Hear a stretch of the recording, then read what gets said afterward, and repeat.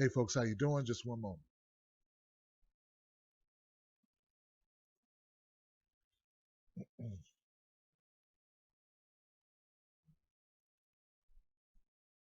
One moment, folks. One moment. I'll be right with you.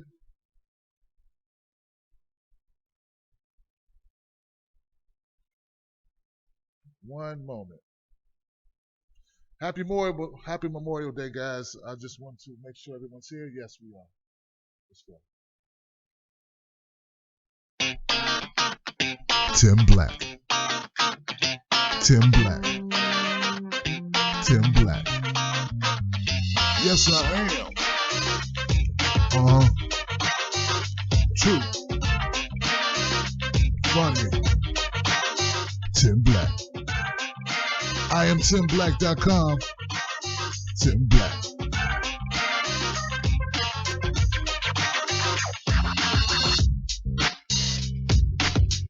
All right, folks, how you doing? It's your man, Tim Black. Happy Memorial Day to you. Happy Memorial Day. Welcome to a special edition of Tim Black. Memorial Day celebration, Memorial Day tribute, Memorial Day moment. And I think this is an important show to do. And if we can barbecue, we can hang out, we can spend time with friends and family and loved ones and just enjoy just being able to have time together, we can take a little bit of time, right? And we can give some respect and some love to those people that are important to us, people that we knew and people we didn't know, who gave the ultimate price, who gave the ultimate sacrifice. And that's where we like to start off. I'd like to start off today with, first let me say, guys, hey, look, welcome everybody on my Facebook Live people. Thank you for being here, Tim Black's Wolfpack. All right? My people out here in YouTube land, thank you for being here as well. We will be opening phones at about 1:30, but I want to go ahead and go through the monologue and get people, because I think it's important, because we live in a time where everything's so fast and people are always, especially our younger generations, right? When you say younger generations, that means you're getting older. But it's the truth, right? You know, there's not too much focus on the history of this country, the history of what people have done to, what people have, I'd say, offered, what people have sacrificed, what people have bled. These things are not something that you're going to normally hear about on a weekend. Just for, so everyone knows, and I'm sure most of you do, Memorial Day is a federal holiday, of course. It's for remembering people who died serving in the country's armed forces. The holiday, which is observed every year on the last Monday of May, originated as Decoration Day. After the Civil War in 1865, when the Grand Army of the Republic, an organization of Union veterans founded in Decatur, Illinois, established it as a time for the nation to decorate the graves of the Union war dead with flowers. By the 20th century, competing Union and Confederate holiday traditions celebrated on different days. They merged, and Memorial Day eventually extended to honor all Americans who died while in the military service. It typically marks the start of the summer vacation season, while Labor Day marks its end. On this day, many people visit cemeteries and memorials, particularly to honor those who have died in military service. Many volunteers placed an American flag on each grave in national cemeteries. Annual decoration days for particular cemeteries are held on Sunday in late spring or early summer in some rural areas of the American South, notably in the mountain areas. In cases involving a family graveyard where remote ancestors, as well as those who were deceased more recently, are buried, this may take on the character of an extended family reunion, to which some people travel hundreds of miles. People gather on this designated day and put flowers on graves and renew contacts with relatives and others. There often is a religious service and a picnic-like dinner on the grounds. The traditional term for a potluck meal at a church is, it is believed that this practice began before the American Civil War and thus may reflect the real origin of the Memorial Day idea. Lastly, Memorial Day is not to be confused with Veterans Day. Memorial Day is a day of remembering the men and women who died while serving, while Veterans Day celebrates the service of U.S. military veterans. All right. All right. So that's Memorial Day, folks.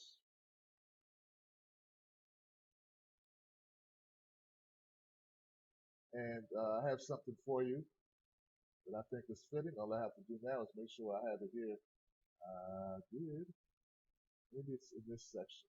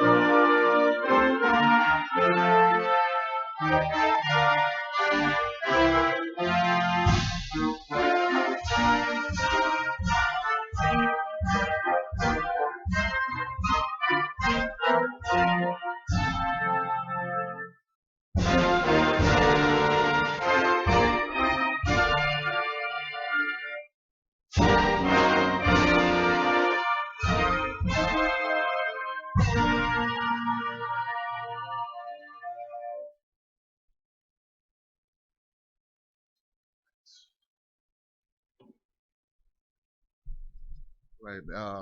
Just before we go into some quotes of remembrances and then we open phone lines, I wanted to just share my own story briefly. Um, my dad, uh, he was a veteran. He did not die in war. But what occurred or what he experienced while in Vietnam served to make him the man that he ended up becoming. He married my mother before departing, and they were happy. He went to war. He came back, and he brought some stuff back with him that I guess we could say weren't conducive to a marriage. And I think that there are men out there, women too, who have done the same.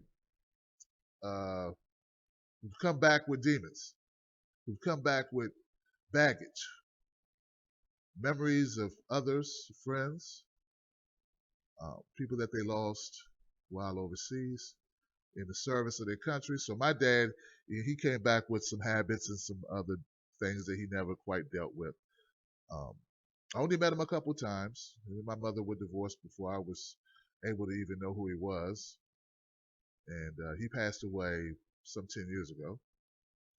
And the first time I met him, really met him, that I could really recall, really know who he was at the funeral when they gave me this, and they gave they gave him the salute, they gave him the gunshots, the whole thing. And I'm just saying that to say that often we hear people that people make very callous comments about people in the armed services and what they don't agree with and what they do agree with. And I'll just say this, my dad was not didn't come from a well-off family, and what people choose to do, what people choose as their livelihood, is what they choose to serve, whatever they choose to do. These are still our brothers and sisters. That was still my dad, and the people that lost their lives, who gave their lives, those people deserve our respect for no other reason than they are there doing something that they have agreed to do. They don't make policy. My dad was not a policy maker, and the habits that he picked up of drugs and what have you while there, and whatever type of coping mechanisms that these people, or what they do post-traumatic. This was the time when there was no post-traumatic disorder. So all of that to say, guys, we must try to put ourselves in other people's shoes. I respect and love my dad for who he was, and I'm sure that you can all, those of you who have lost loved ones on this day, you would like to have that respect extended to your family as well and to your friends, loved ones, and that's all. That's it. I don't know if that was. I didn't plan on what to say. I just knew I wanted to tell you something about me that relates to that. So, uh, rest in peace to all fallen soldiers, and my condolences to the families of those who have lost loved ones in the service of this country. You deserve our respect, and may the memories of them, if you have memories of them, that those say serve as a form of comfort to you in some way, because it is tough. It is tough. Okay, a couple quotes before we open the phone lines. Memorial Day quotes. Memorial Day is a time to set aside in honor, so here we go. How about this one from John F. Kennedy? My fellow Americans, ask not what your country can do for you, ask what you can do for your country. I thought that was a great quote to put in the topic. What can you do for your country? Because this is something you can do for your country, which is die for your country. That's something people do for their country. There are other ways that people do things for their country. And I feel like fighting for justice. I feel like championing causes. I feel like getting involved in the process and not just being a spectator, but being involved and making change for the better for your country. I feel like that's important too. I feel like that's a form of patriotism. Some people don't see it that way. They need to become enlightened. Patriotism is not just shooting someone. It's not just fighting someone. Patriotism is not just enlisting. You can have. I think doctors can be great patriots. I think that civil rights activists can be great patriots. I feel that labor union representatives and fighters in that area can be great patriots. It's not just people who serve in the military are great patriots. Okay. The Dead Soldier Silence sings our national anthem. That's Aaron Kilborn. Memorial Day isn't just about honoring veterans, it's honoring those who lost their lives. Veterans had the fortune of coming. For us, that's a reminder of what some of this is not good. The patriot's blood is the seed of freedom's tree. Thomas Campbell. I only regret that I have but one life to lose for my country. Nathan Hale. America is hope. It is compassion. It is excellence. It is valor. Paul Songas. And that's, when we hear the Make America Great Again, to me, it's an ideology. It's the thought, right? It's the idea of what people say we were or what we strive to be. And I don't agree at all with Trump's way of trying to do that.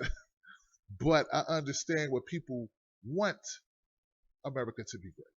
There's nothing wrong with wanting America to be great. We have different ways on trying to make it great. All right. Michael Castle. These fallen heroes represent the character of a nation who has a long history of patriotism and honor, and a nation who has fought many battles to keep our country free from the threats of terror. That's Michael Castle, who kept the faith and fought the fight. The glory is theirs, the duty ours. That's Wallace Bruce. Who goes one we know? True patriotism isn't cheap. It's about taking on a fair share of the burden of keeping America going. That's our friend Robert Reich. A hero is someone who has given his or her life to something bigger than oneself. That's Joseph Campbell. And they who for their country die shall fill an honored grave. For glory lights the soldier's tomb, in beauty weeps the brave.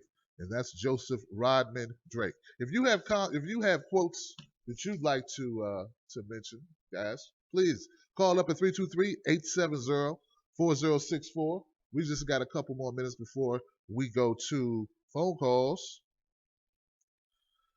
So why is Memorial Day important? Why is it important? It's important because people need to slow down and respect that there are bigger things going on in the world than what's going on in their personal world, I think. We have to slow down and recognize that. That's why you celebrate Memorial Day. You celebrate it not only, even if you don't have any family members who have passed away that you know of, who have died in service, or friends. Others have.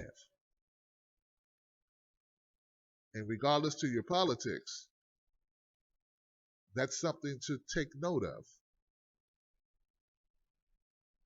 That's what I think. Luckily for me, everybody don't have to agree with me for me to be okay with me.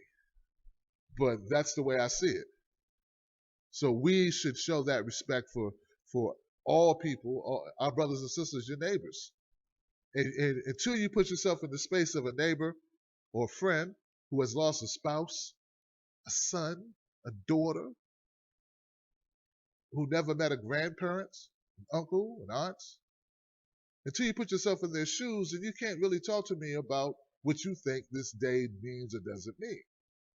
Because you haven't taken a true walk in others' shoes to understand what they're going through. That's empathy. That's where it comes in.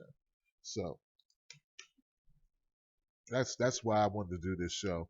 That and also a friend of mine, Julian. And speaking of friends of mine, friends of mine, go to michaelsalomon.com. michaelsalomon.com is a notorious podcaster, writer, and creative thinker. He has very interesting, very captivating podcast guests. I've been a guest on his show. I hope to come back soon.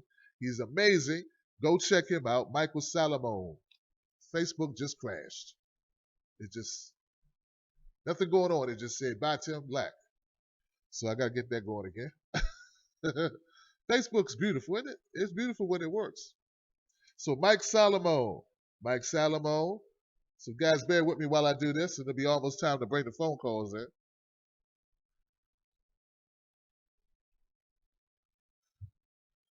I know people think, what is Tim doing? Maybe there's so many people on Facebook right now. I don't know. Sorry about that, Facebook, just out the blue. I guess they didn't want you to go to michaelsalomon.com. What is michaelsalomon.com doing? I don't know. This has got the internet against them. Or at least my cable provider. Also, I want you to go check out H.A. Goodman. H.A. Goodman, the author, the writer, the columnist, my good friend who's been on my show multiple times. We're going to start doing something on a more regular basis. That's my friend, H.A. Goodman. Go to hagoodman.com and get all the latest updates from my good friend. He is a very strong patriot himself, very strong supporter of Bernie Sanders' campaign, and he's a phenomenal researcher. So please go check out H.A. Goodman at hagoodman.com, a friend of the Tim Black Show. And is there anyone else? Is there anyone else that we wanted to talk about? Oh, okay. Last but not least, guys, if you are trying to do what I'm doing, which is spread your message across the world, right? And you got a business idea and you want to promote it, you want someone to help you do that. I got just a person. Mike Harris of Brentwood Dynamics. Go to BrentwoodDynamics.com. Check him out. Mike Harris, Julian Mike Harris, a phenomenal advertising executive extraordinaire, man. And you know how to put a project together for you that will get your word out there to other people. So once again, happy Memorial Day, and let's go ahead and open up phone lines. Thank you for being here.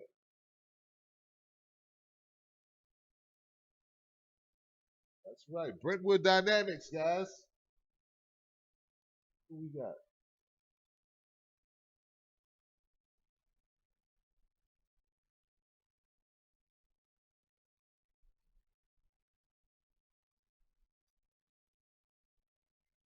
Oh, okay.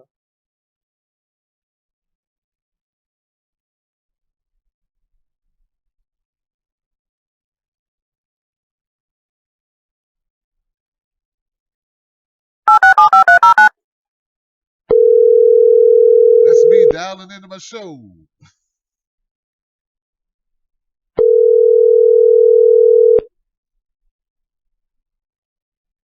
Start your show now, press 1. Your show is scheduled to start in 29 seconds. All right. All right, guys. Get those phone lines going. So, and look, everybody good? Anybody got any good recipes? Not that time yet. That's not that Your time. show will go live in 5 seconds. 4, 3, 2, 1. There we go. We are now live with phone Blog lines, Talk guys. Radio. Once again, the phone number is 323-870-4064, guys. You can call up now. The phone lines are now open. I love the one of the things I love about this show, my show, is that I bring people in and I don't screen calls. My friend Mike, he said, Tim, do you realize how rare that is that you don't screen your phone calls? You do not screen phone calls. You know what I mean? Amazing, guys. Okay.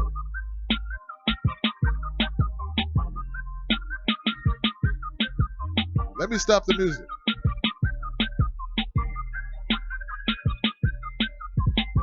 There we go, guys. All right. We can get rid of the speaker actually, we can keep the speaker there. Okay. All right, guys. Let's pull in our first phone call. We have a phone call bring this mouse up here. I have a 619 number, my friend. All I ask is that you tell me your name and where you're calling from, and then we have a conversation. You tell me, you share with us what's on your mind today on this Memorial Day. I'm calling from 619. Are you talking about me? Yes, I'm ready. How are you? Very well. How are you on this Memorial Day? I'm doing just fine, lady. What's your name and what state are you calling from? My name is Elizabeth. I'm calling from Minnesota, but I'm from California. Oh, okay. Well, what's on your mind on this Memorial Day, Elizabeth? Well, Tim, as I'm sure anybody listening to this show and anywhere in America today, I'm thinking about the sacrifices of people who have won us our rights and also about the fragility of those rights. I'm thinking also about the Voting Rights Act, which was passed in 1965, and the sacrifices of those warriors on that front. And I'm feeling tremendous concern and urgency about the defense of voting rights in this country in light of the widespread strategy of voter suppression we've seen applied in this election. Briefly, I'm with Open the Primary, and we have an emergency activism which calls on voters to take part in defending the voting rights that were bought at such cost, urgently, and an emergency basis for California. I've pinged you repeatedly, and it's kind of to take this call, but as the days grow shorter, the urgency to get this message out grows. I'm at opentheprimary.org. Can you hear me? Yes, we hear you. Very good. Thank you, Mr. Black. Briefly, our argument is this. In California, where the vote has yet to occur, we have a rapidly shutting window to defend voting rights. On this Memorial Day, it seems more important now than ever that the people rally and get in front of this issue. What we're trying to do is ask Secretary of State Padilla to do 3 specific things to effectively open the primary. If you're familiar with the mechanism of voter suppression from the top down in California, you know that there are quote-unquote rules in place to distance us from democracy. We've researched those rules. There are 2 election codes working together. The first requires the candidate to submit paperwork by May 17th to be a write-in candidate. Our argument is that the First Amendment rights of voters cannot be negated by a candidate deadline. Our second argument is that the code that enforces where you write your vote being more important than who you write your vote for should also be discarded, as it is blatantly suppressing millions of voters. I don't know if you're aware of the no party preference issue. Those people, over 4 million of them, are almost 24% of California voters. They have ballots without presidential candidates on them. Our third thing that we're asking for Secretary Padilla for is to declare all ballots be write-in ballots, therefore getting away from the restriction of choice enforced by Democrat, no party, or Republican ballots. Okay, Elizabeth. And that also necessitates... Elizabeth. I'm sorry, sir. Yeah, I was kind of hoping today's show will be more about Memorial Day and our veterans than than Oh, yes. going in this direction. So look, you've already given us your URL. You can give us your URL again. I'm sure that information is available on your website, correct? Well, so there's one more piece to it, and Is I that appreciate so information much of your time. is that information available on your website, Elizabeth? It is www.opentheprimary.org.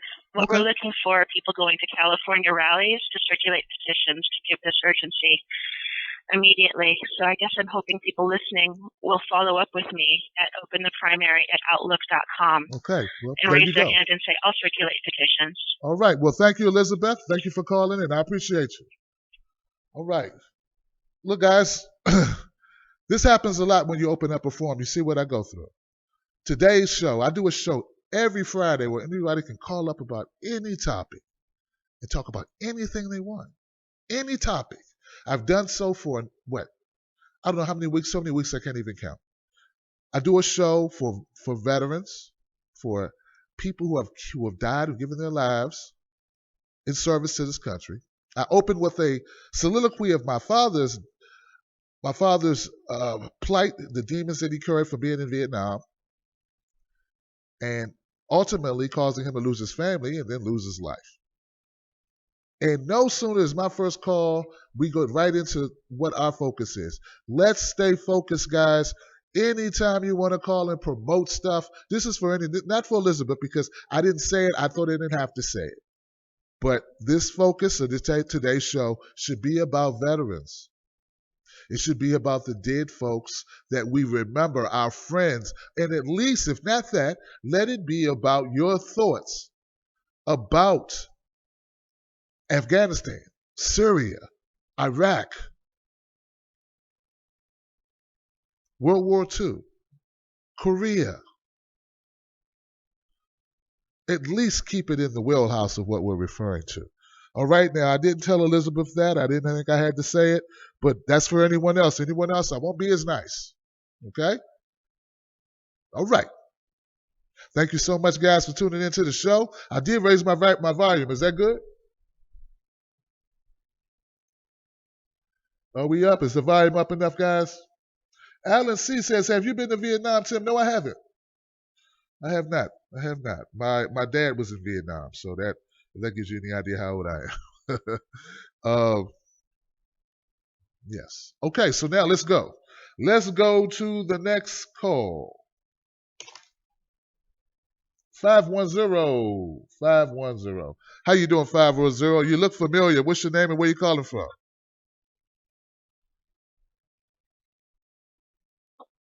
Hey, 510, you're live. I can't hear. I hear you a little bit, but then you're going in and out. So maybe you have me on mute. I'm going to give you a couple seconds because I know how it is. You call into a show and you're waiting. You're waiting for the person to stop talking or to take your call, and you just put them on mute because you might, let the dog out, or you got the kids, or I don't know. And then you go away. All right, so I'm going to move on to the next call. Somebody out there wants to talk about veterans and Memorial Day. Hey, how you doing? This is Tim Black. You're live. What's your name and where you calling from? What's going on, Tim? This is Craig from California. What's happening? Hey, Craig, how you doing, man? Thank you for the call, man. What's on your mind on this Memorial Day, Craig? Well, we know it's on my. I want to let you know. I went to my first burning rally this weekend. He's going to do California burning it up. So, as respect to the veterans, because I am one, I hear what you're saying, but everything right now is let's be conscious. Let's be conscious to the effort of what's going on right now, because that affects all veterans, and that's what we fought for. That's what people have fought for in the wars. That's what people have lost their lives for. That's what we have this day for. So let's make some plans for the future and make sure that people know the issues, because this right now, like I said, burning's burning up California, and only good can happen from that. I hope you agree. So, as my contribution for your show today, it was just awesome, surreal experience. The man's awesome, and in the crowd pretty close. You make contact with people, and this when you know that. That's when you know. So I know. You know what I'm saying? Burn your butt. Thank you, Tim. All right, Craig. Thank you, Craig, for your phone call, man. Yeah, I get what you're saying. I understand, that like I said in the beginning of the show, maybe some people missed it. That's the thing. I kind of want to wait till people start, filing in before I start a monologue because I touch on some things. And I will say this, being a patriot is not just if you're in the armed services. There's other ways to perform patriotism to show you because what is patriotism? Let's break that down for a minute, okay? Patriotism, understand the definition, would be someone who's a patriot, someone who observes, respects, shows pride in nationalism or whatever land that they're from or wherever they originate from. Patriot, okay? And I think that's close to the definition. I haven't looked it up, and I'm thinking that's in the wheelhouse of being correct, right? So my thing is this: you can be a patriot in so many ways. Serving your community, you could be a patriot. You could be a volunteer who takes care of veterans. I think that's a patriot, right? Like I said earlier, you could be a doctor, someone who gives medical help to people outside of the system, but in a nonprofit sort of a way. You could, there are things that you can do that will make you even more of a patriot. I think a patriot is someone who takes care of children.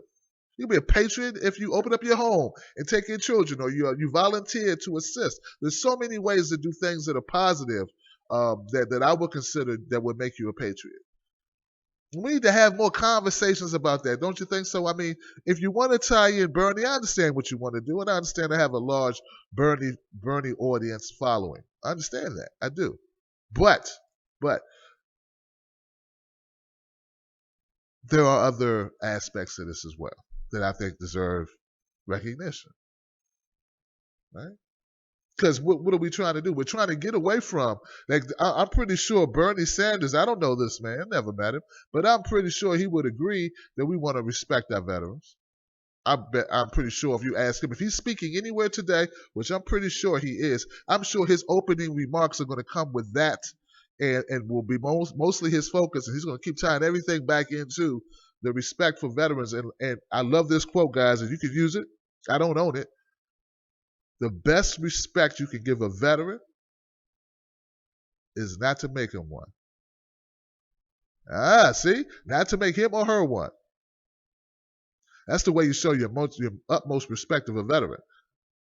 Right? And if we give, and one of the things that tease me off about America when it comes to vets, when it comes to armed services, right, is that we have a certain members of our society who are marginalized to believe that that's the only way that they can actually earn a living to support their families. And then they're fed a steady dose of nationalism. And I don't think that I do not believe that our reasons for going to war are always upstanding or always truly to serve the people, either in America, to defend America, or to help others. I think a lot of times it's neither one of those two things. It's some other reason, a political reason, a reason to acquire something, some type of resource. And I don't think even those resources, when it comes to acquiring resources, I don't think those resources are always about beneficial or benefiting the entire America, but just some people at the top. So yeah, we can get real today. We can get real. We can talk very bluntly about what's going on in America, but that eventuality, that situation, that reality of it, that's separate from the people who serve, because they're not politicians. They're not politicians. My dad wasn't a politician. Your dad, if he was in obviously, because politicians don't go to war, which is precisely my point, right? That's my point. You guys with me over there, my Facebook friends? You with me? At least not when they're politicians do they go to war. Their kids typically don't. Yeah, sometimes they do. Okay, but you get my meaning, right? It's easy to say what you want to send someone else's son to do. Meanwhile, your son's comfy and cozy sitting up in Harvard or sitting up in, I don't know, Duke University or something. And meanwhile, you got I don't know, Andrew Fernandez, right? You got him going to Syria. or you want to send him to Syria. Meanwhile, your son is in Duke University at a rally having fun. So I have a problem with that, and that's fine for us to have a problem with that. I think it's important for us to have other options for young people, because typically when Mr. Fernandez joins the armed services, it's not because he's going, yes, I want to go to Syria. Yes, I want to go into Iraq. Yes, I want to go to Afghanistan. It's because they're looking for a way to sustain themselves and provide themselves with an education or to feed their families. And I think there's other ways that young people should be allowed to feed their families, and we got to help them do that. So there's a lot of areas you guys could talk about, but let me just lead the way by saying, hey, let me just open this up a bit. I think you guys with me now, right? These are things, we can have that conversation. But we don't need to kick dirt on Mr. Fernandez, because he didn't make that decision. He would just as been happy probably to go to Japan at at one of our outposts or whatever. We got so many of them, right? We never come home, do we? Like, we're everywhere in the globe, right? I have a friend right now who's in Germany. He's been in the armed services for 20-something years. He's in Germany right now. Last place I lived, the actual owner, because I was renting the property, was stationed overseas. So, all right. This is a deeply woven situation. Let me go to another call, guys. I have a 260 number in the queue. Hey, 260, how you doing? You're live. What's your name and where you calling from? Hi, this is Kate Fletcher. I'm calling from Portland, Flint. Your phone is not, I couldn't understand you.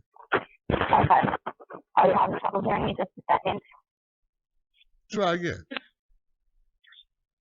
Yes, it's better. Okay. Yeah, that's better. There you go. Okay. I'm from Fort Wayne, Indiana, and I'm calling because I know you're looking for some information about Memorial Day and memorial items. I have some interesting. I have an interesting little story for you. I'm part of a small progressive internet network, and I don't want to promote that or anything.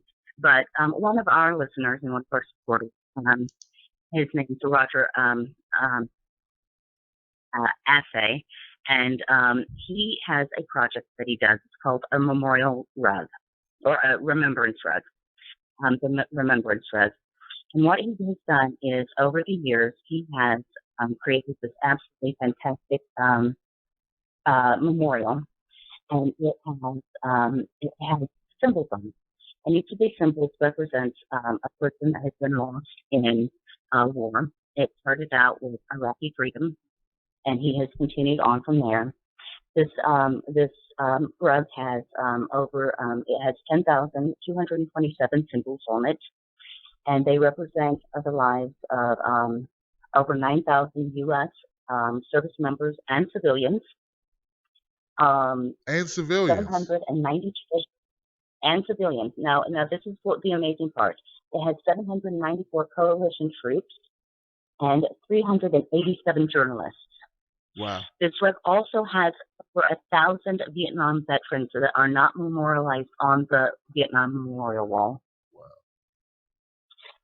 Each of these symbols has a corresponding journal entry in a preserved in a three-ring binder. There are dozens of these three-ring binders. He has done all of this on his own. His father helped him cut rug pieces when his father was still alive. The yarn is a special yarn that they could not find the right rug yarn, and so they purchased special yarn, and it's all hand cut.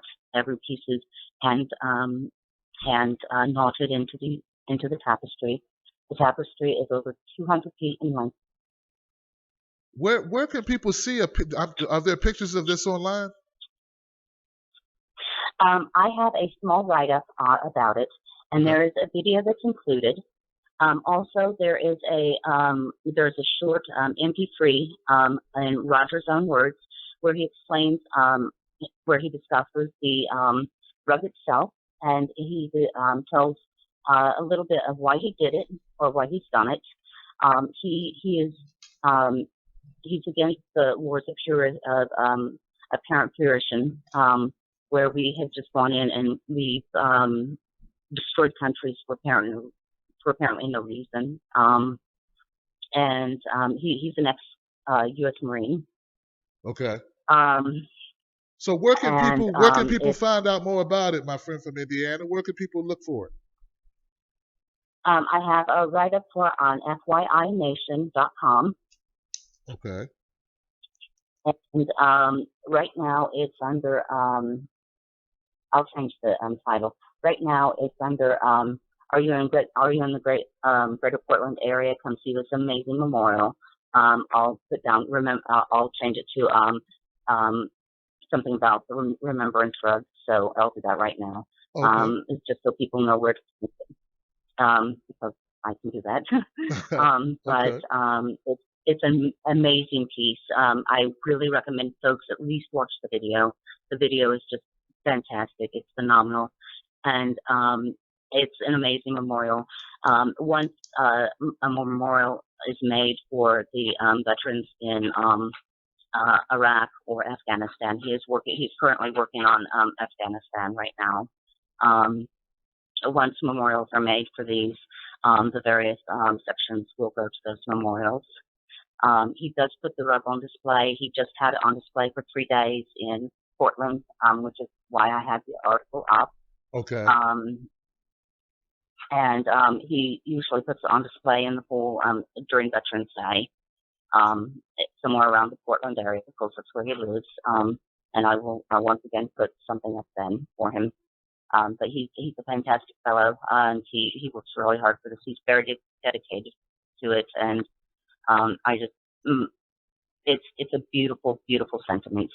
Okay. Well, look, thank you so much for calling up and letting us know. Look, guys, go to FYINation.com, and my friend from Indiana will have a link. What's your name? I couldn't hear your name, ma'am. I'm sorry when you first talked. Jules Frazier. Jules Frazier. I think I've seen you around, Jules. Okay, Jules, thank you so much for your call, lady. I appreciate you, and happy Memorial Day to you, okay? Happy Memorial Day to you. Blessings to you. Thank you, lady. Thank you.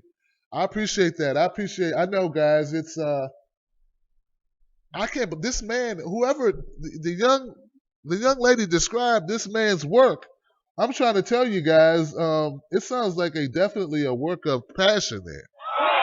You hear what he did? Well, gracious. I mean, he's truly a remembrance, a piece of memorabilia, right? I mean, gracious. He even put people who were killed covering. Wow. So that's amazing, guys. I appreciate your call so much. Thank you for trying to get in the spirit of what I'm trying to do today. I can do a show every day about Bernie. Come on, guys. I do a show almost every day about Bernie. Some people, that's not enough, Tim. You need to do more. Let me go to the next call. I have a friend in the queue at 562. 562, how you doing, 562? What's your name and where you calling from? What's up there, Mr. Black? This is Marvin from California. How you doing? Marvin from California, man. What's going on, my friend? You finished with your rallies for Bernie in California, man? You celebrating Memorial Day? What's going on? Yeah. Just kind of relaxing today with my daughters and my niece. And I was late getting into the show, and I was actually debating on whether I was on a call. But my little 2 cents for the day about Memorial Day. I've mentioned before that I was in the Air Force. I joined after I graduated high school in 1985, which means that I was on active duty when the United States bombed Libya in 1986. I was on active duty when the United States invaded Panama to get Noriega in 1980. Can't remember. 1990 when the first Gulf War. I personally was deployed to Turkey in support of Operation Provide Comfort in 1993, and I got out in 1996. And I think when people come around, when people give their sentiments for veterans and they say, thank you for your service, that's fine. But, I think the best way for all veterans, and this is obviously my opinion, the best way that our country can thank their veterans is to end all of these BS wars that we're in. Use the money that they've been throwing away for these wars, put it into our country, put it into our infrastructure, put it into our schools, put it into our children. That's the best way I think the United States could thank their veterans, as well as taking care of the veterans that have come back with mental, psychological, and physical problems that, that these people aren't getting taken care of right. It's a contract. I sign up, or a person signs up for a certain amount of years in exchange for a certain thing, that we're giving up basically our freedom, quote unquote, to serve in the military. And when I enlisted, it was to serve to it was to protect and to serve the United States from all enemies, foreign and domestic. And these wars that we've been in lately, there's no protection of the United States. It's been aggressive wars. We've been the aggressor. It seems to me, when I think back of my service, I used to think back of it with pride. Yeah, I was in the Air Force and I did that. And I don't, downplay my service, but at the same time, having been out almost 20 years now, when I look back and add what I've been through with the last 20 years of Afghanistan, the second Gulf War, and all this stuff that's going on now, it's like the only way I can classify my service is that I was aiding and abetting a criminal. That's what it comes down to. Wow. So I don't go around, flaunting the fact that I'm a veteran and all of that stuff. I saw somebody quote, and I'm sorry, I can't remember who it was, and this was months ago, but I saw somebody quote a statement, and honestly, I don't know if they were quoting somebody or if it was their own statement, but they said that there's going to come a day and time when serving in the military is going to be like equivalent to being a Klansman. It's not something to be proud of in the American military. That's what I'm trying to say. Wow. It's going to be synonymous with, serving in the Klan or something other, or a bigot or somebody that's down on LGBT rights. You know what I'm saying? Right. It's not, there's going to be a day and time when it's not going to be something that's going to be proud of. And it seems that we're on that road. Wow. That's my 2 cents. And everybody who's listening, have yourself a happy Memorial Day. You too, Tim Black, and I'll catch you tomorrow on your show. That's it, man. Look, Marvin, thank you for the call, man, and thank you for saying what I kind of, I guess I respectively, right, because I haven't served in the military, respectively avoided saying some of the things that you said, and I appreciate you as a person who's a veteran telling it like it is. Telling it like it is. I think sometimes we get in a dangerous ground when I got people who haven't served, just piling on, man. And I'm really cautious of that, man, because I know that at the time when people are serving, particularly young people who are serving, they're being fed a dose of what are we doing this for? And of course, they don't tell these people when they're getting them ready to go to war, hey, you really shouldn't be doing this. Hey, we're just doing this for some money. Hey, who's the truth teller for a person who's in the armed services? Who's getting the word out? Let me let these people on Twitter know, man, because I'm starting to get into it a little bit now, guys.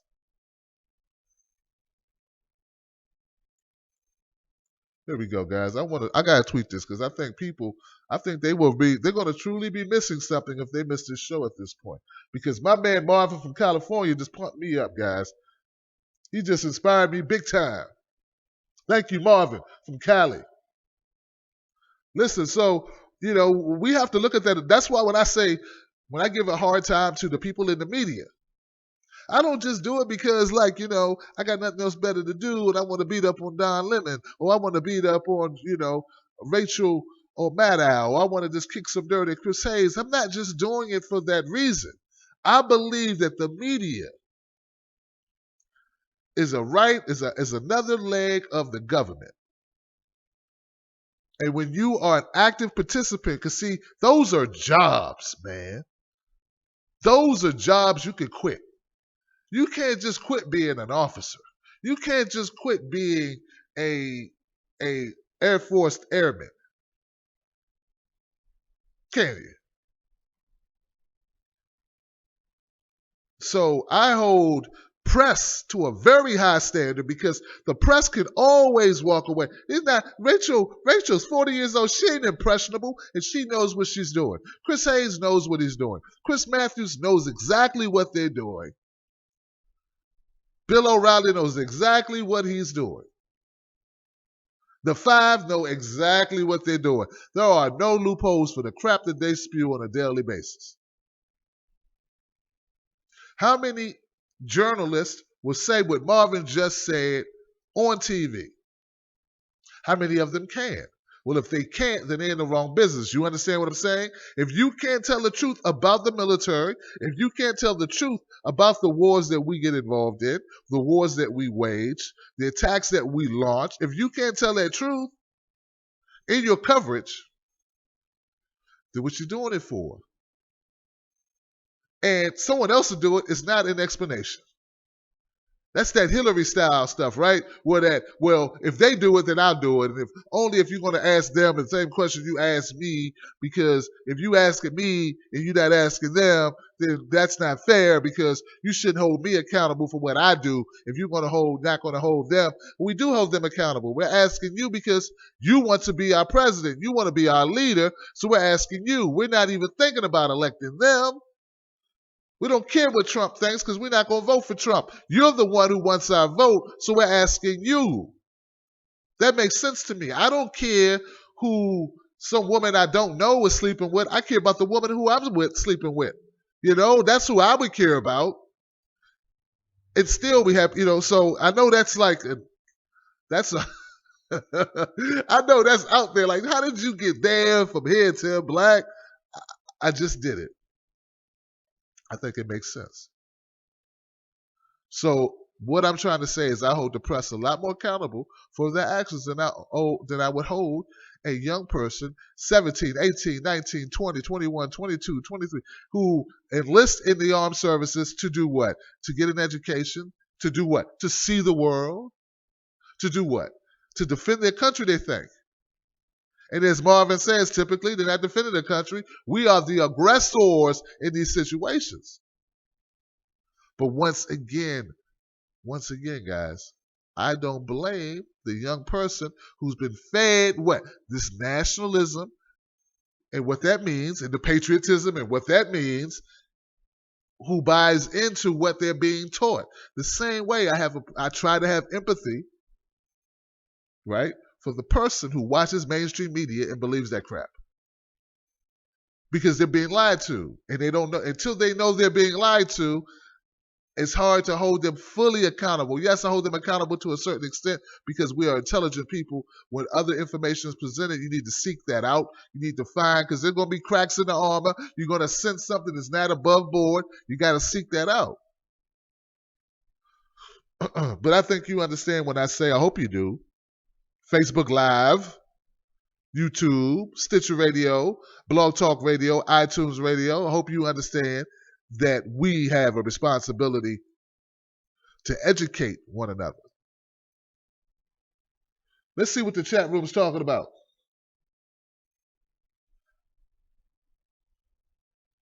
Jennifer Check says she was called several times when she was 18. What was that for? I'm sure she was called several times to do what? Do you want to join? Do you want to join? Do you want to join? Do you want to join? Right?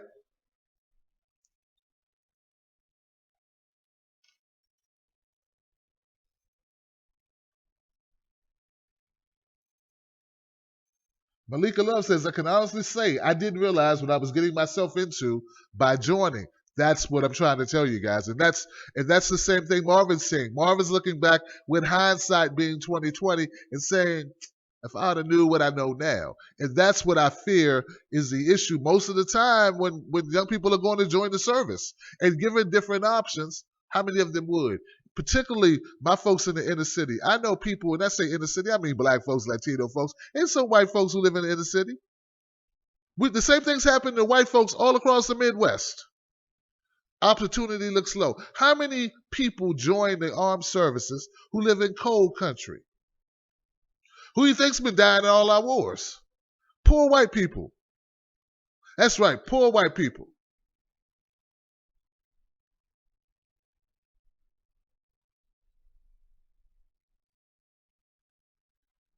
Sending their sons to die.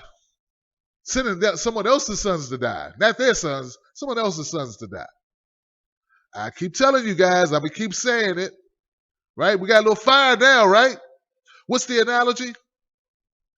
There's a rich man, there's a black man, there's a white man that's sitting at a table.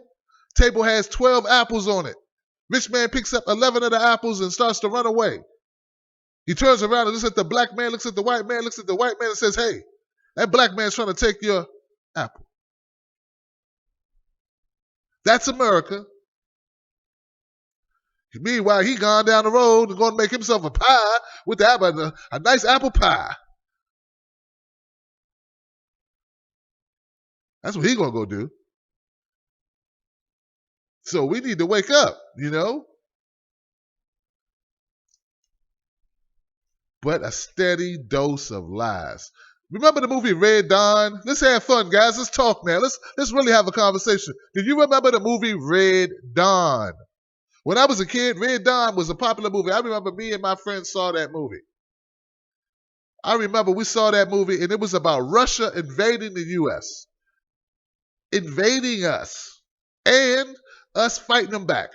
And them winning most of the time. And then we banded together. They had Patrick Swayze.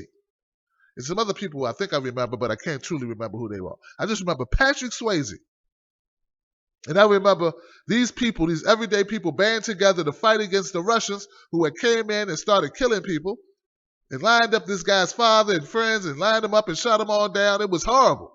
And these young people stood up to an invasion. Now that right there, that's that nationalism, right? Right? In a form of entertainment that gets embedded in someone's psyche, right? But we know that's not what Iraq was, right? We know that, right? Because we know that Iraqis didn't even have anything to do with 9/11. We know that, right? I recently saw something about Japan. They were talking about where I did a story, actually on my Progressive Day show that airs at noon, right? We talked about Obama going to Hiroshima. He just did this. And it was, I don't know how he did it, man. He's a pretzel the way he's able to contort and bend. He was able to apologize for us dropping a nuclear bomb on them. But not really apologize because they did attack us. And able to talk about working together. All this at the same time. To talk about money, to get some money, to talk about making money together, to apologize to them and to not apologize to them and keep people from here being upset. I mean, he had to do all of these things. I mean, that, my friends, he should be a member of the Avengers. But the point is about Hiroshima, however you pronounce it. They hit Pearl Harbor. They did that. Then we obliterated them, and we didn't even need to. So these are the things we just tried out. We wanted to try out our bomb because the war's over. And before the war's totally over, let's try out our bomb because that way we know it works. Horrible, and that's war, guys. I don't even know if you call that war. That's not even war. That's going after people's stuff. That's showing your dominance. I don't know. But anyway, guys, thank you so much for being here. I want to, before I go back to the phone lines, let me get a number out to my people on Facebook. 323-870-4064. That's 870-4064. Visit michaelsalamone.com. michaelsalamone.com, that's my friend. He's a writer. He's a friend of the show.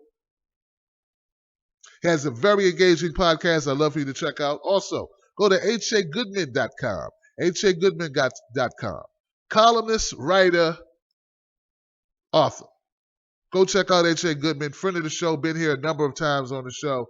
And last but not least, if you're interested in doing what I'm doing, or if you have products that you are trying to distribute, market, check out BrentwoodDynamics.com. My friend Julian Michael Harris will hook you up. Brentwood Dynamics. All right. Let's go to the phone lines, guys. Thank you so much for phoning in and telling me your truth. Because I am not a veteran, so there's only so much I can say ethically. I can have an opinion, but I got to pull up because I am not a veteran. And until you've walked in other people's shoes, I think you should have some level of chill. All right. 909.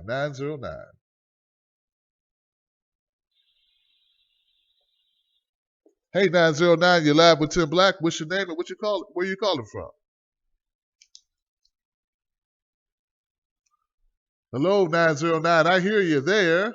Want you to know you're live on the show now. You must be listening to me on YouTube. Because there's a delay on YouTube when you listen to me on YouTube. So they see me now. Well, they're not seeing me now. But you're hearing me now if you're on Facebook Live. Facebook Live people, call up too. 323-870-4064. I lost my 909 number. Okay, 607. 607. You're live with Tim Black. What's your name and where you calling from?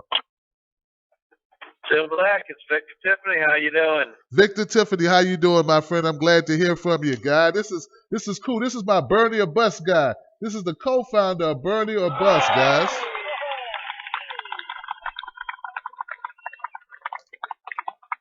Perfect, Victor. I just wanted to call in and wish you a sad Memorial Day. We treat this like it's supposed to be some sort of happy event. Corporations have turned it into an opportunity to sell mattresses. And in fact, we're going to be continuing to send soldiers into places that we really have no business. As long as we continue to function as an empire and a global power, we're going to continue to meddle in other people's affairs and send soldiers off to die and kill. And what we really need is a whole new foreign policy to replace Pax Americana, which is a nice way of saying the American empire. Did I lose you? Yeah, no, I'm just listening, Victor. Thank you so much. I just, please, what do you think? How do we stop it? What do we do as everyday people? What is the one thing we can do, Victor? I think you know what I'm talking about, but I want to hear your take on it. What can we do? Well, we're going to have to elect somebody who's opposed to interventions and regime change. And that's pretty straightforward. Obviously, that would be Bernie Sanders if we could manage to get him enough votes.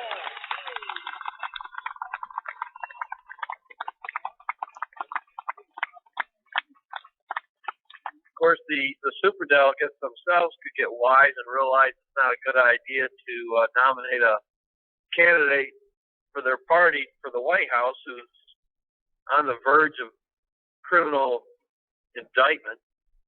So we'll have to see how that plays out. But we definitely need to stop electing people who want to escalate every conflict and treat every assault against or backlash in many cases against the United States empire as another reason to keep going to war. I'm not suggesting we turn the other cheek. We just need to think outside the box and start being more creative in our soft power. I don't know if Bernie Sanders, just to go back to your previous conversation or monologue, I don't know if he does get into the White House, if he's flexible enough to be the pretzel that's needed in many cases. Right. I agree with you. I know I couldn't do it, Victor. There's no way I could contort myself that way, and I think that's why I would never want to be a politician, because I'd have to tell the truth, and my truth isn't going to align itself to lend itself to that type of bending, brother. You know it. You could never be press secretary because they have to lie. Rubber band man starting to dance. Yeah, that's what you got to do. Glad, Victor, it's bad. It'd be nice if we had an administration that actually told the truth and a press secretary that actually came out and told the truth. Sometimes it's not easy. Sometimes you lose support, but truth is the way to really turn things around. That's what Bernie Sanders' most radical thing he promised to do, was to tell the truth. True. And you know, Victor, I like that you brought up the truth, because when you look at Donald Trump, and this is a little bit off the path a little bit, I think it ties in. When we look at Donald Trump and we talk about truth, people say they like him because he tells the truth, but it's his version of the truth, and it's typically in the negative about other people. What about the truth? And those people are pretty powerless. What about the truth about the powerful? Well, here's the thing. Truth is a funny concept. I've actually developed a theory of truth that's pretty controversial. We try to just use an example of two witnesses of an automobile accident or a murder, right, and separate them and ask them to describe what happened. Depending on their perspective, depending on their point of view of what happened, they'll tell you two different stories. They're both telling the truth, but they're telling the truth from their own perspective.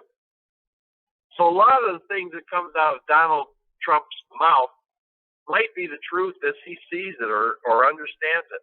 It's not a lie unless he knows what he's saying is not true. And I think he might be deluded in some ways to believe what he's saying is the truth.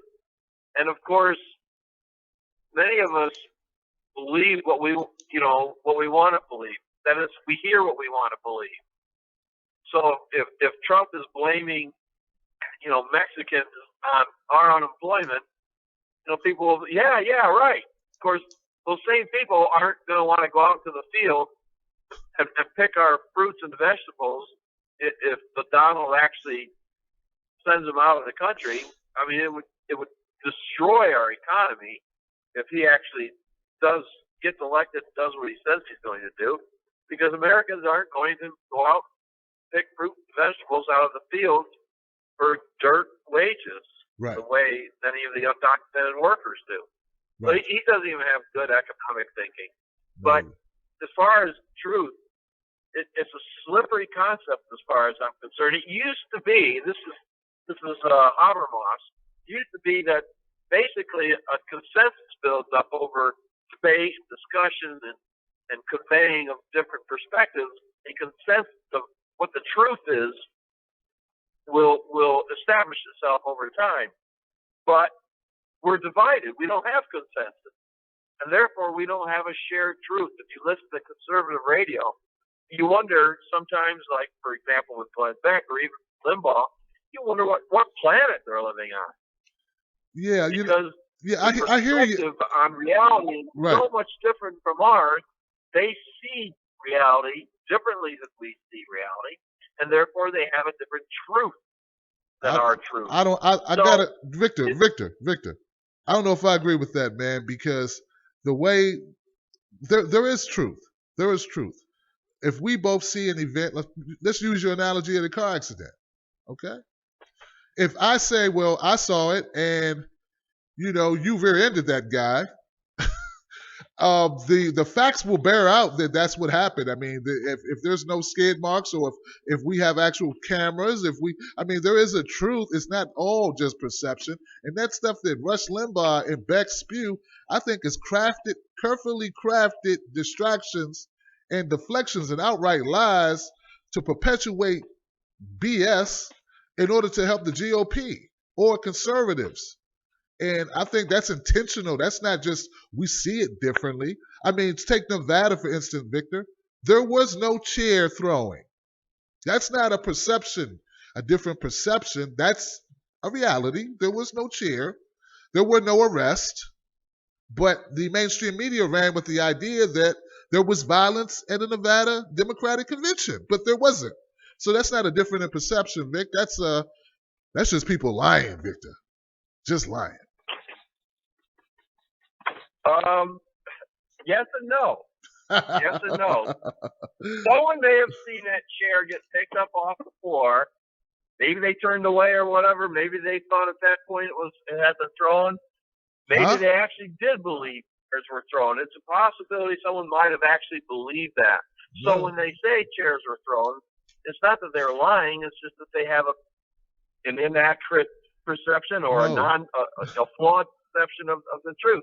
Now, so the yes side is hold on, Victor. People who know chairs were thrown, but wouldn't that chairs be? Were thrown. No, Victor. The chair never left the grasp of someone's hand. To throw something would mean the object would have to leave your hand. If you say you saw it thrown, if you didn't actually see it thrown, it wasn't thrown. Like if you didn't see it leave the person's hand, to see someone pick up a chair is not the same thing as seeing it thrown. So there is a difference there, Vic.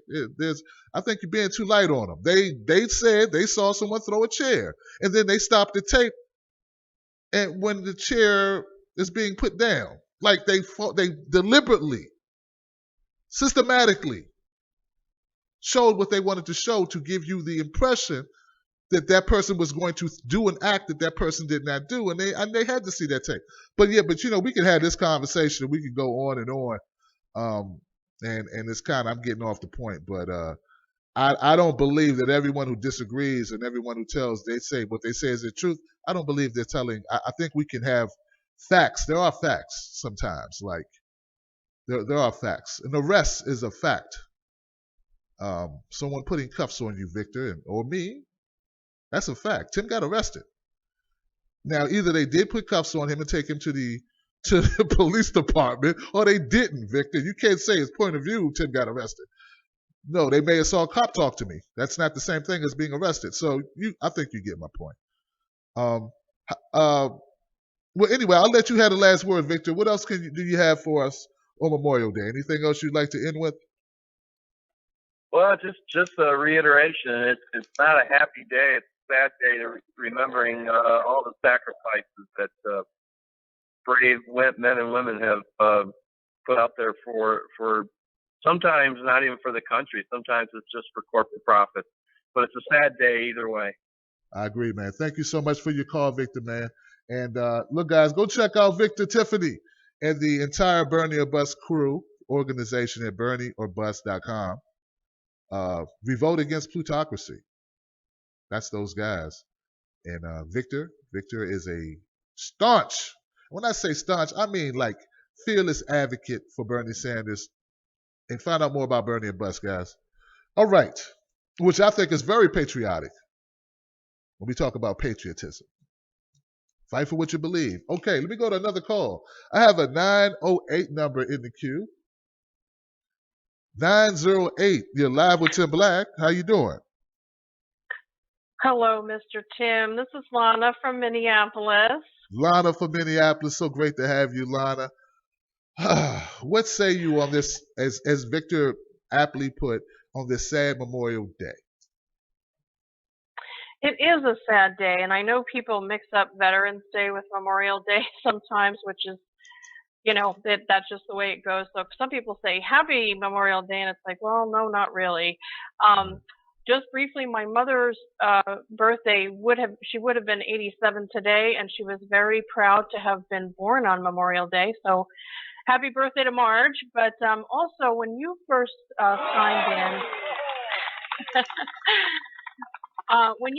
signed in, and we're talking about some veterans things, I remember reading that George Washington was very frustrated during the Revolution that he could not get supplies for the troops.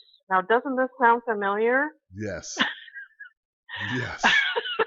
And I'm thinking, nothing has changed. What is going on? And the other thing was, the World War I veterans were promised some sort of a pension, and I don't know the details of how much that would have been, but during the Depression, apparently they didn't receive their pension, and they actually marched on Washington and camped out. And I think some of them were beaten up and taken off to jail too. So, you know, we don't have a good we don't have the greatest record on treating our veterans. I hope that we're moving in a better direction, but it seems ridiculous to me that Bernie Sanders and John McCain had to still be discussing quite a few of the details on this in 2015 and 2016, whenever they were talking about it. I guess it might have been 2014. But anyway, I am glad to see you today. I thought that I wasn't expecting to see you today, Tim. And usually I'm sitting at my desk for both of your sessions during the week. So today I am not sitting at my desk. And anyway, so in closing, I just wanted to say that I hope that going forward, we're going to, have less veterans just because we have less wars, but also to treat the ones that we do have better, because it's ridiculous and it really needs to change. So anyway, thank you. I'll let you go to the next person. Thank you so much for your call, Elena. I appreciate you. That's what I'm talking about. That's the perfect, folks. That's what I was saying in the beginning. She hit on various points, and it's amazing how she said things haven't changed. Even George Washington was complaining about what the troops weren't receiving. Yeah, you're right. That does sound very familiar. It sounds like something taken right out of 2016. Like I said, my dad, when he came back with post-traumatic stress disorder, there wasn't even there hadn't even a diagnosis yet. Like, that wasn't even a thing. Think of all the wars, all the casualties, all the deaths.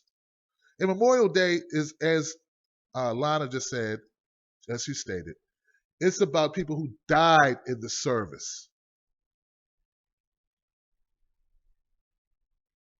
Totally different thing, right? I only bring up my dad because that's the closest that I have to actually having some skin in the game, so to speak, where I can be a part of the conversation.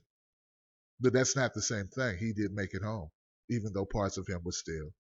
And I think pretty much any veteran who's seen combat or has seen that violence, I think they would say that part of them is there, wherever that there is. Wherever there is.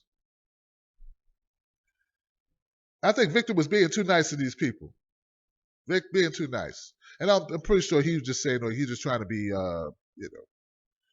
more precise in the way he sees the word truth. And I understand that. There are different types of truth. This is a blue pen. It writes blue ink. To see if I write blue ink, all I have to do is write something. It's not a difference of perception for you to say that the ink is red. It's a problem with your ability to see colors. And if you don't wait around for me to draw the line, well, then you should not have commented on what color the ink was. See, I'm not going to give him a pass on that, Victor. But I will say this. There is a reason why the conservatives rule the airwaves. Because there are too many, there aren't enough punchy, hardcore, entertaining, plus hard-hitting, liberal radio personalities. I want to be one of them. That's something I'm trying to do, guys. Because I think we need it. I think we need people. And you know what? And I don't know if you would just say I'm just liberal. I'm not just liberal. Like, I don't agree with everything that everyone says who's liberal. Right? I got my own thoughts, beliefs, things I'll ride or die for. I think we need to treat our veterans better. I don't know if that's something I always hear from Democrats. That I think it's sort of like the Republicans seem to ride or die on that a little bit more loudly, and they end up, claiming the ground for veterans for some reason. Maybe that's because they're so war hawkish. Not our veterans, but the GOP in a great way. So like Hillary Clinton, very war hawkish. Never met a war she didn't like. Never met an intervention she didn't like, you know. And like I said earlier, the best way to show your respect to a veteran is to not make her one. Give her something else to do. Help her make a family another way. Give them another way to go to college. Let's do that. That's how I see it, guys. Let me see what the chat room's saying.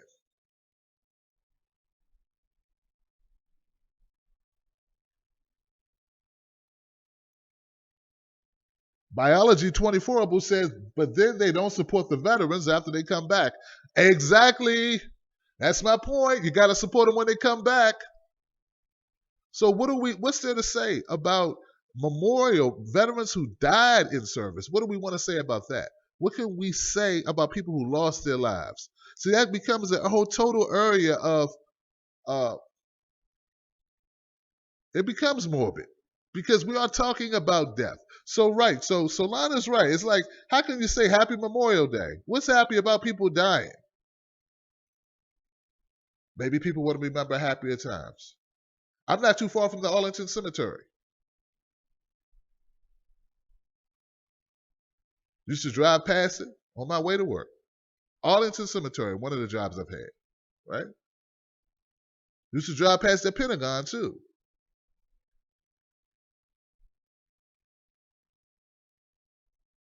What about it? What about it, guys? What about it?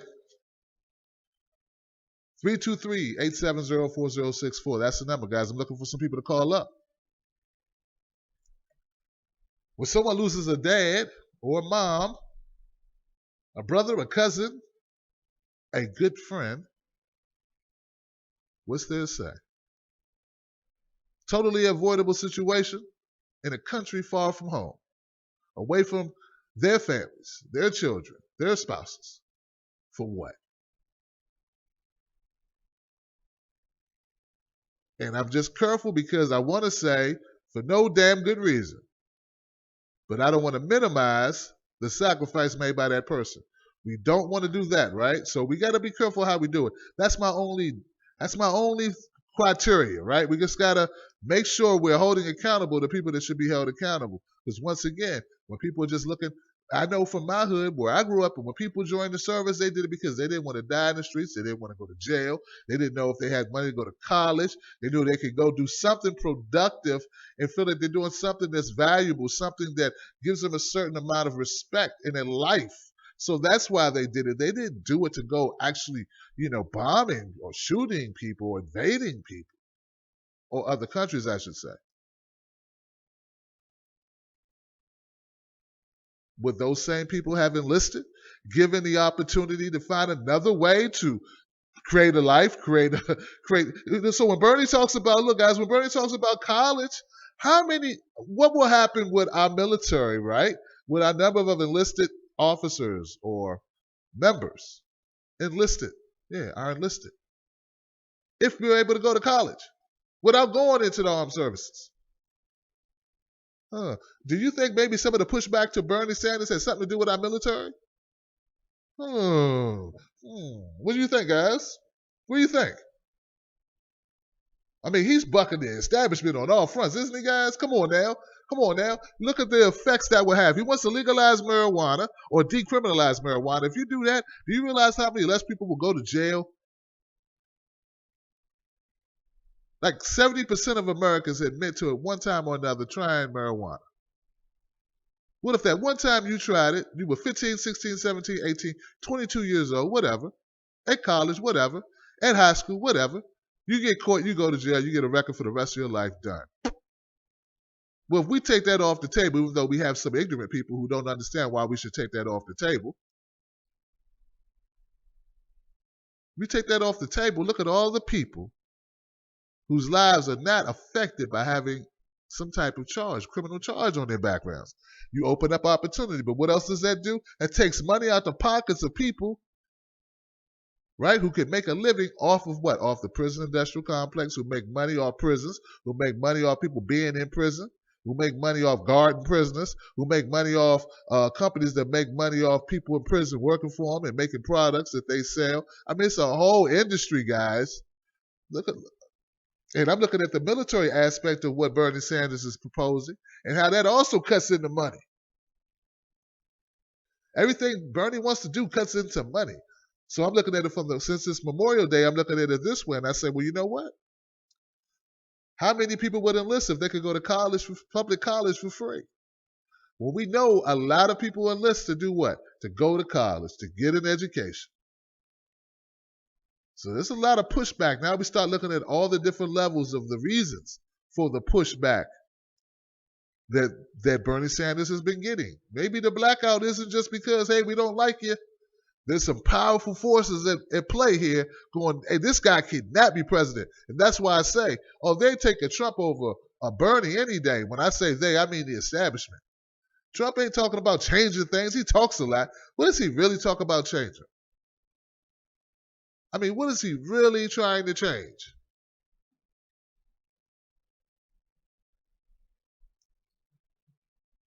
We know Hillary's not going to change anything. Come on.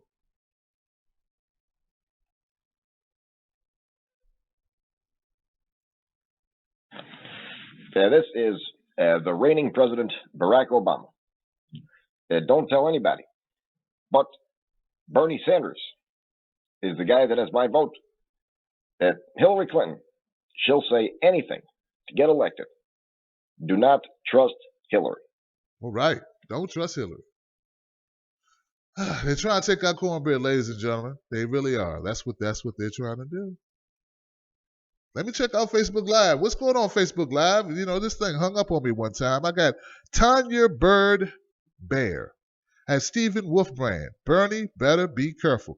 That's what I was alluding to. Steve, you got me, Steve. That's it, Steve. Bernie, better be careful. When you start going for people's money, you better be careful. Robin Luther, my grandfather was a disabled World War I veteran, and my uncle a veteran of World War II. They helped raise and shape me. One of the memories that stands out in my mind was when I was standing holding my grandpa's hand in front of a war memorial while he read the names of the family and friends he had lost, with tears dripping off his chin.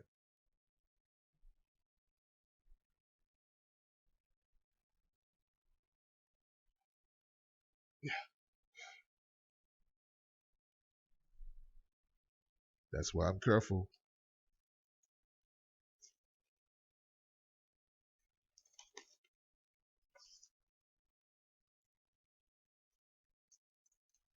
I use a lot of analogies in this show, guys. Like, I'm always with an analogy. Excuse me. America's like that girl, that woman who gets you into fights that she started, that you don't need to be at. I don't know are there men that do that? I don't know. I'm using women. Look, and it's not to bash women. It's just I'm a guy. I've dealt with women. I have stories that, my analogies sometimes are relationship analogies. But, there was always this, I met a girl like this once who would start fights, call me, and only tell me the side of the story of him, whoever this guy was, disrespecting the heck out of her.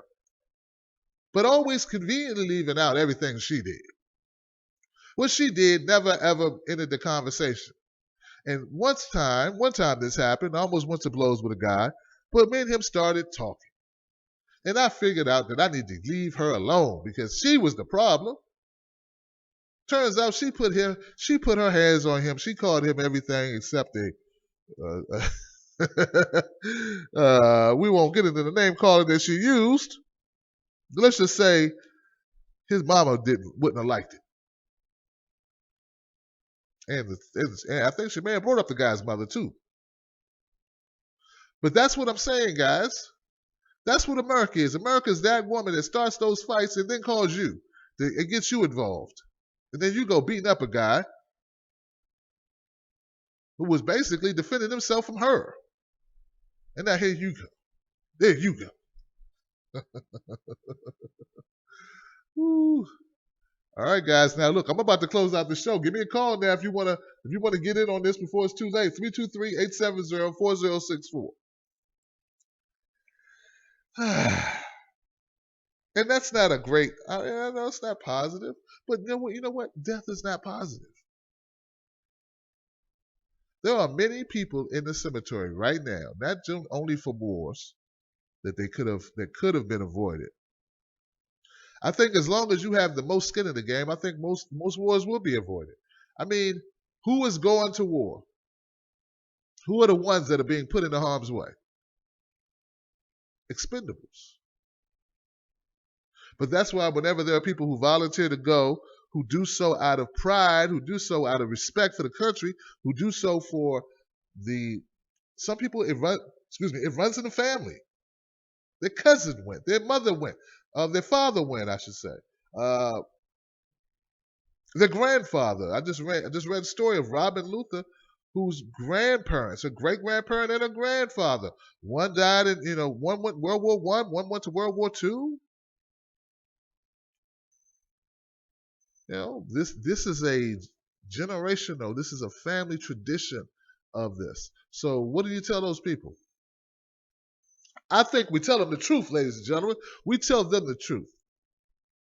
But you can tell the truth and still show respect, and you can tell the truth and still look out for the people to come.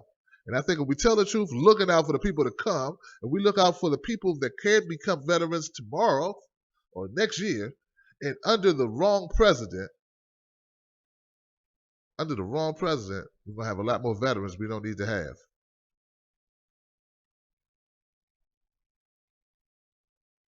And more fallen soldiers. And more dead civilians.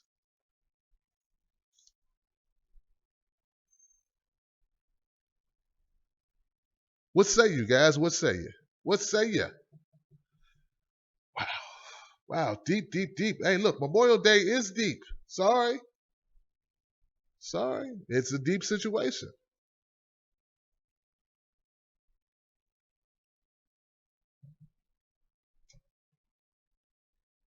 So there we go.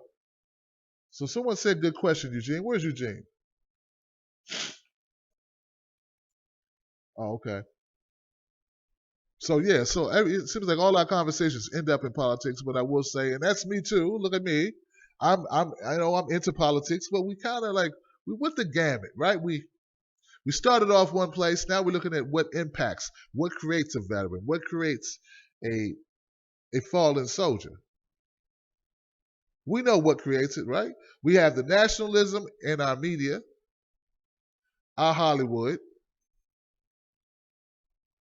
our mainstream media, our so-called journalists who don't want to call it straight. And don't get me wrong, we got some journalists who will call it straight every day. They're just not the ones who get the $7 million salaries, who get all the notoriety. They're good journalists. They're journalists out there putting themselves in harm's way, telling the real stories, putting it down every day, whose names you may not know. We're just talking about when you cut on that CNN and you cut on that MSNBC, what you see. And even them. I saw a great story Chris Hayes did with then Mr. Miranda. I don't want to brutalize his name. Mr. Miranda, who is a Puerto Rican playwright, a playwright from Puerto Rico, very successful, talking about Puerto Rico. And Chris Hayes did an excellent interview with this guy. So it's only certain subjects where the powers that be demand that their talking heads toe the line, Yeah.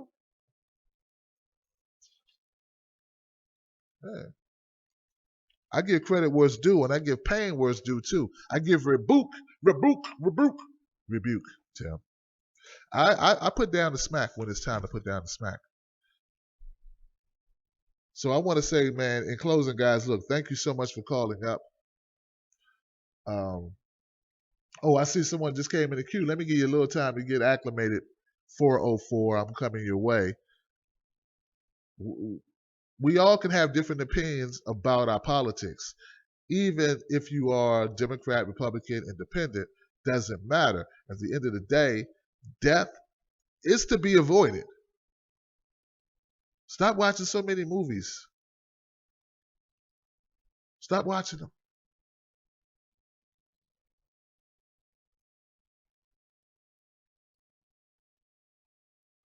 This is not Red Dawn. We're not in these countries because they're attacking us.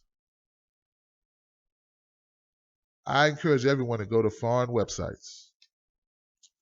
Go to foreign websites and just read some stuff. Read some stuff not controlled by our mainstream media. Read some stuff. Broaden your horizons. Look around. Check out some Russian websites and some China or Japan or some other websites. That's all. Translate them just to see what they're talking about. There's a discussion going on right now about Trump being just a decoy, all to get Hillary elected. That's what internationally, that's what the story is. And they're all very much pulling for Bernie Sanders.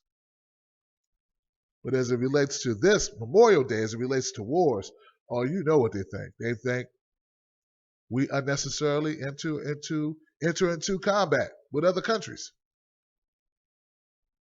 All right, 404, thank you for calling. What's your name and where you calling from, 404? Hello? Hey, how you doing, 404? What's your name and where you calling from? Oh, yeah. Hey, this is Demar. I'm calling out of Atlanta, Georgia. Demar from Georgia. What's on your mind today on Memorial Day? Well, today on Memorial Day, I was just thinking I was sitting here watching a show, and I was on the internet just searching around, and I was looking at some stories, and exactly as you were saying, I actually was looking at different websites on different foreign websites and translating them back into English to read. And I was just wondering, what was your take on one of the stories that came out earlier this week on Hillary Clinton being indicted on federal racketeering charges? And it was posted on Huffington Post briefly and then taken down. But as being on the internet, it was already archived. And I was just reading the story, and I just wanted to know if you had any input on why they would take it down. Okay. Well, you know what? Well, look, thank you, Demar, man, from Georgia. I'll close the show on that note, man. Thank you for calling, Demar. I'll tell you this, brother. My understanding about that particular article, guys, if you haven't seen it, I tried to share it and then it got deleted. The actual article, I've shared it a couple times. It's been bouncing around. It keeps getting deleted. It is not a factual story. Like, it didn't happen.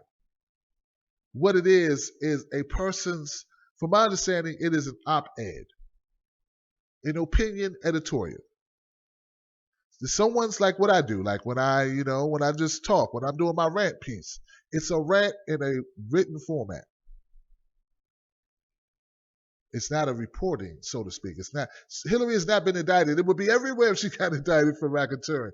Now, what the article was saying is that she should be, and it should be coming, based on da da da da da da da da da da da. Okay. And what do I think about them pulling it down? Hey, it's a travesty. But once you put something on the internet, it's forever. If it's popular enough, it's forever. Someone snapshotted it, I'm sure. It's grabbed, like you say, paste bin. It's somewhere. You gonna find it. They can't stop it. That's why I think it's also another reason why we have to, like I say, being part of being a patriot is not just fighting in war. Being a patriot is also preserving our constitutional rights.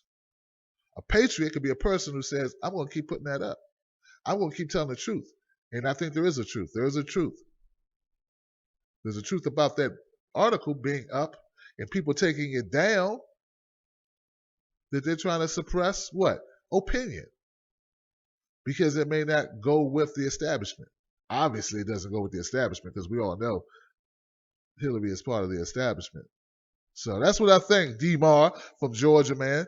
I'm glad you called in because people have been about that issue at the end of the show. Thank you. I'm glad you found out about me towards the end because I didn't want to, interrupt Memorial Day thinking and observations for that. But at the end of the show, that's fine. Because people have been asking me about that on Twitter. And I guess this is a good way to respond to it. So that's what I got, guys. I hope that that's what I have. I hope that everyone enjoyed the show today.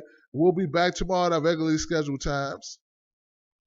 Business as usual, 12 noon, 10 Black Progressive. 9 p.m. Eastern Standard Time, we get back to our show. I'm a little scrambled. I really was focusing on Memorial Day. I'm trying to remember who my guest lineups are. Debbie, the same progressive, will be here tomorrow, if I'm not mistaken. I will confirm that, and if so, I will announce it on Twitter, on Facebook, and I will also put out, I will definitely, and I'll announce it tomorrow at noon as well on Progressive Day, the Progressive Tim Black Show during the day. So yeah, I'm pretty sure same progressive. I have her for tomorrow night on the show live. And I know you guys are a friend of Debbie, so that's going to be great. I'm also hopefully hey look, I'm waiting on confirmation for Rosario. I think Rosario's coming in.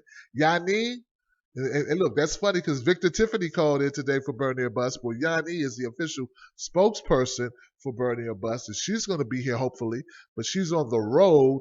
I'm trying to try to get her here Wednesday. I think it's Wednesday. I'm trying to get Yanni Indigo here. So yeah, we got a lot going on, man. We got a lot to talk about. It's going to be a great week. But once again, friends of my show, man, go to michaelsalamone.com, please. michaelsalamone.com. He is a great, epic podcaster, writer, extraordinaire. He's very creative, and he's a friend of the show. I've been on this podcast. Check my podcast out with Mike Salamone, too, while you're there. Also, check out my good friend, H.A. Goodman at hagoodman.com. Friend of the show, H.A. He's been on the show a number of times. We're going to start doing something more regularly. You know H.A. He's a columnist, a author, and a writer for Salon, The Hill, Huffington Post. You name it, he's written for it. And last but not least, if you need to get a product out there to the masses, and you want people to talk about it, and you want to spread the word, and you need to do this for your business, look up Brentwood Dynamics. Brentwood Dynamics. Tell Michael that Tim Black sent you. All right? You guys are great, man. Thank you so much for being here. Oh, I got one last call. I'll let this person close out the show. 336, you're my last call of the day. What's going on, my friend? What's your name and where you calling from? Yes, my name is Ashanti. I'm calling from North Carolina.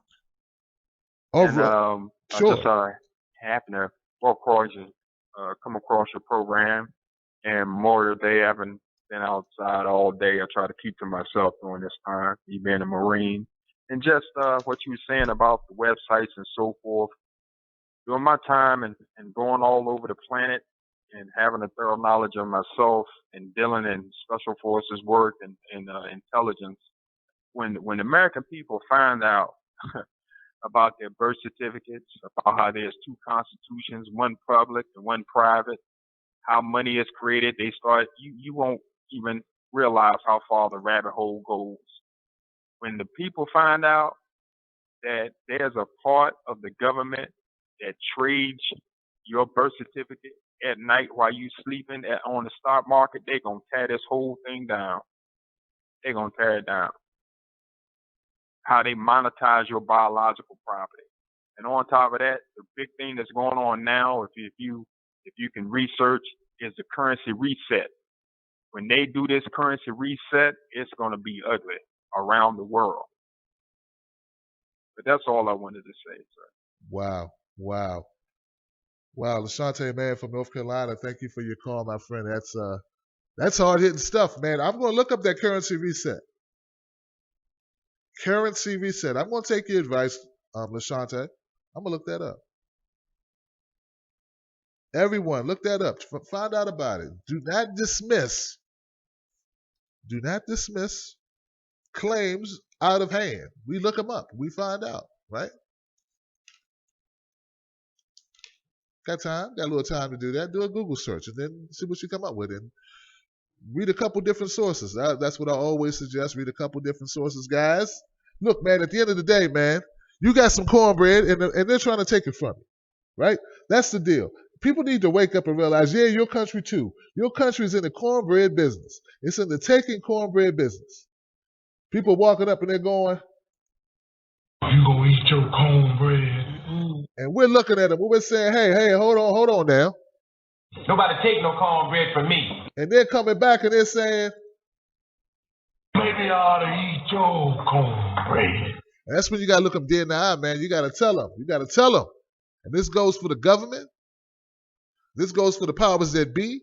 This goes for these politicians, these crooked politicians, including crooked Hillary. That's right. You know, I got to finish on a strong note, guys. Who never met a war she didn't like.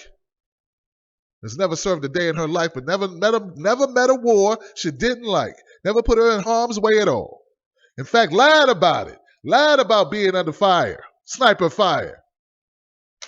People explain that away like it didn't even happen, man. It's horrible stuff. Horrible stuff. What I tell you guys, what's going to happen if they try to take my cornbread? What should you do to them if they try to take your cornbread? What should happen? There's going to be consequences and repercussions. It's going to be consequences and repercussions. That's what my man LaShante from North Carolina said. We ever wake up, it's going to be consequences and repercussions. All right, guys. Thank you so much for tuning into the Tim Black Special Edition Memorial Day Show. And shout out to all my people who called up today, all my people on Facebook Live, all my people on Blog Talk Radio, Stitcher Radio, and iTunes Podcast. Thank you so much for being here. Hope that you enjoyed the show. My people, my Wolf Pack, all my Wolf Pack team, man, I love you guys. Also, guys, I got to tell you, I need to go to Philly. Philly's where it's at. I got to be there in Philly, guys. I have a link. I'm going to Philly with your help. All right. If you can help me go to Philly, I would appreciate it. We have a GoFundMe started by a friend of mine, Susan Dentel, a friend of the show, and I'm trying to raise money to go to Philly because I believe I don't want to listen to somebody else tell me their version of the truth. But to say they got their own version of the truth, to me, sometimes their version of the truth is a bunch of lies. If you think they were able to lie about a chair flying in Philly, in Nevada, just imagine what they're going to say was flying in Philly. And wouldn't you like your friend Tim Black to be there to tell you that, live stream it to you? Well, I can't do it from here. I can't do it from here, guys. I can't tell you what's going on there factually without being there. So that's why it's important that I get this done, guys. Not just because I want to hang out with people, you know?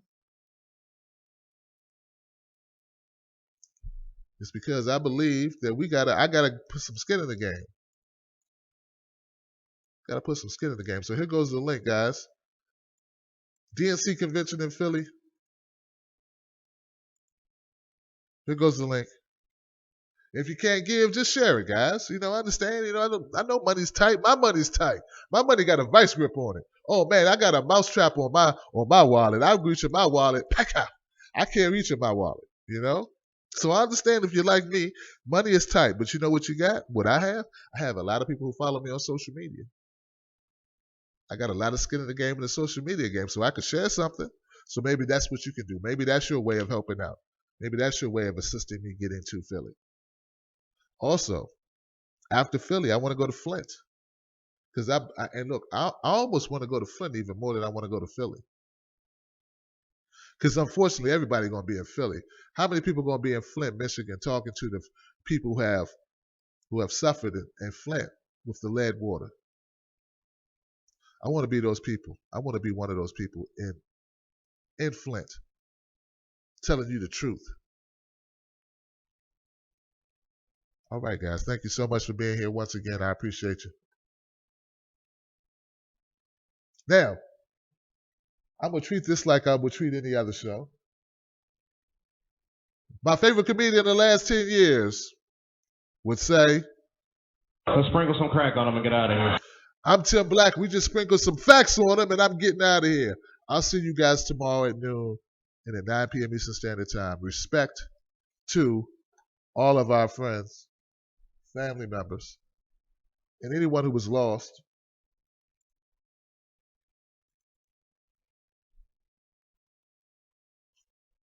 In service to this country. Thank you for watching. I appreciate you. Is this going to play for me or what? Try that one more time.